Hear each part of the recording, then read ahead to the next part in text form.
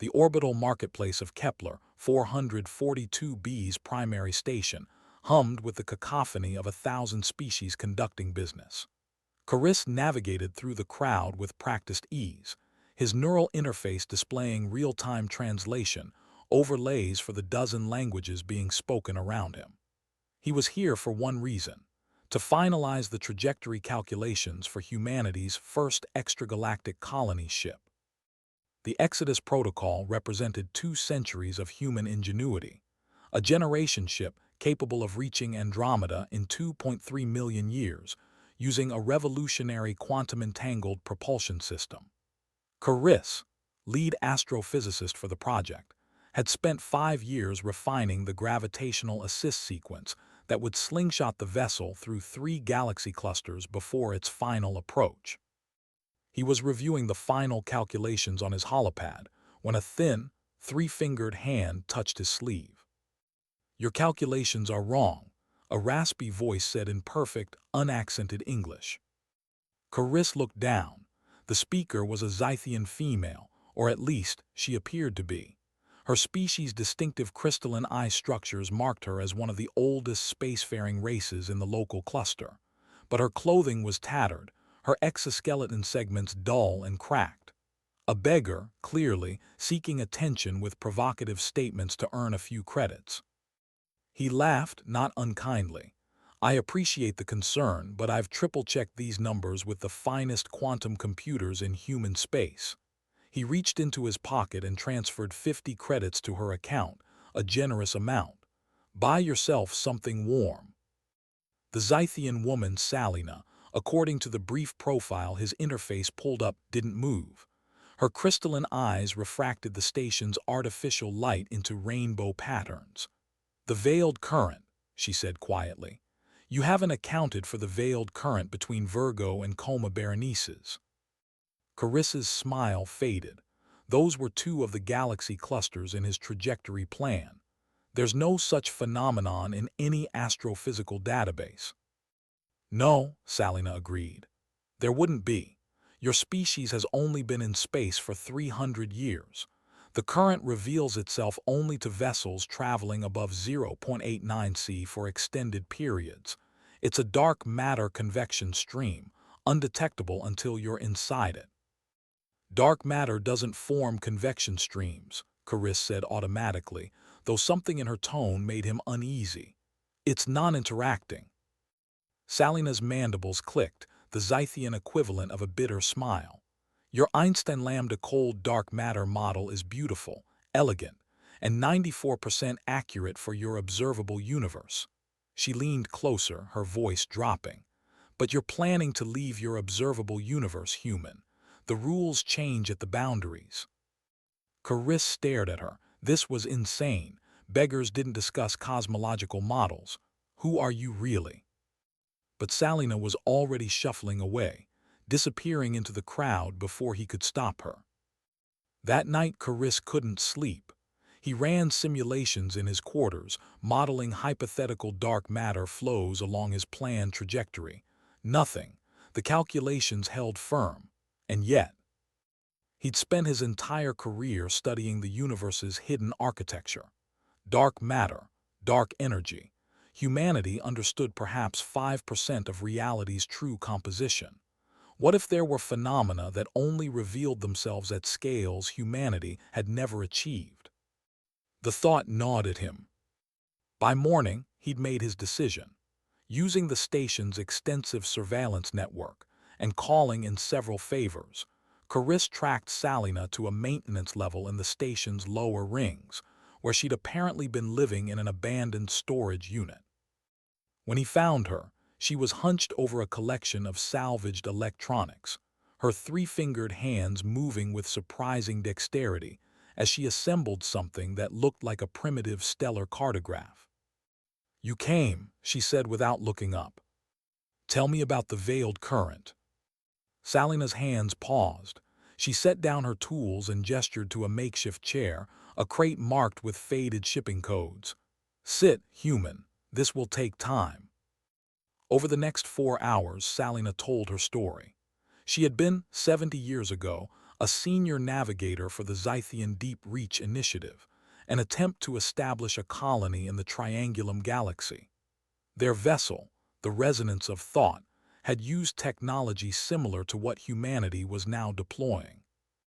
"We were 40,000 light-years out when we hit it," she said, her voice distant with memory. "The current.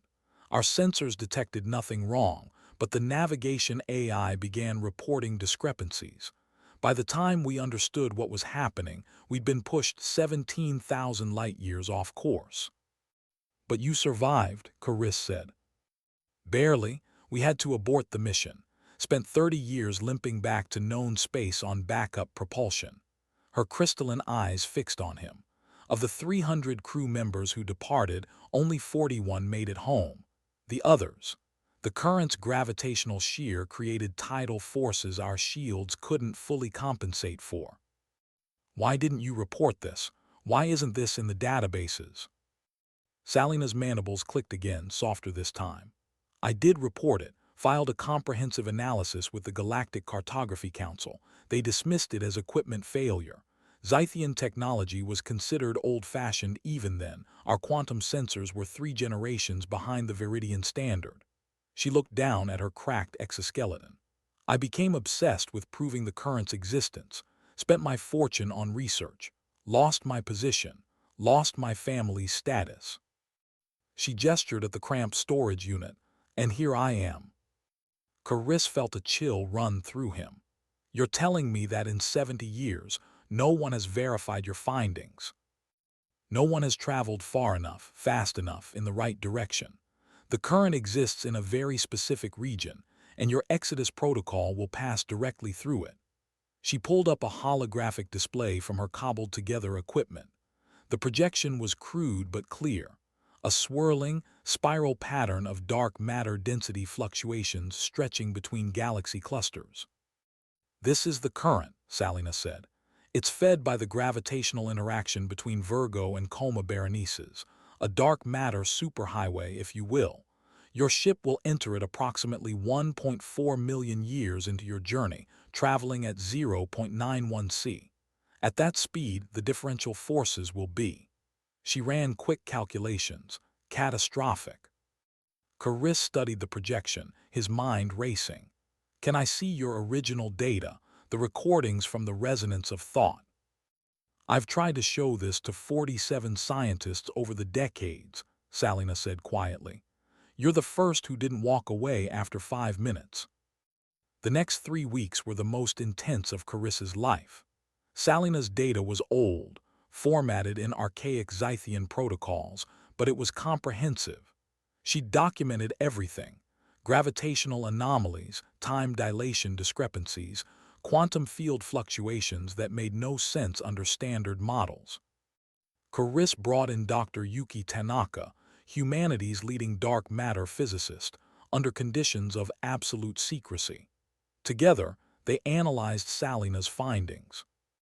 "It's real," Tanaka said on the 18th day, her voice filled with awe. "The math works. There's a dark matter convection pattern here that our models never predicted because we've never had data from vessels traveling at relativistic speeds over intergalactic distances." Chris felt vindication and terror in equal measure. "The Exodus protocol would have been destroyed," Tanaka finished. 40,000 colonists, the culmination of humanity's space program, torn apart by forces they'd never see coming. The revised calculations took 6 months. Chris and his expanded team, with Salina as chief consultant, redesigned the entire trajectory. The new route added 400,000 years to the journey, but it avoided the veiled current entirely. Additional quantum sensors were installed to detect dark matter density fluctuations, based on Salina's specifications. The Exodus protocol launched on schedule, now following a path that would preserve the lives it carried. At the launch ceremony, Chris stood beside Salina, who now wore the silver insignia of a special advisor to humanity's Interstellar Navigation Division. Her cracked exoskeleton had been repaired, her status restored. "Your species has a quality mine lacks," Salina said as they watched the colony ship disappear into the darkness. When presented with uncomfortable truths, you don't always dismiss them. Sometimes you listen. Carice smiled. A beggar woman told me my calculations were wrong. I laughed. He turned to look at her. Then I sought her. That's the human way. We make mistakes, but we try to correct them. Above them, the Exodus Protocol ignited its quantum drives, beginning humanity's longest journey. Thanks to the wisdom of a dismissed Zythian navigator and the curiosity of a human who'd chosen to listen, 40,000 souls would reach their destination. The void between galaxies held secrets still, but today, humanity had learned one of them.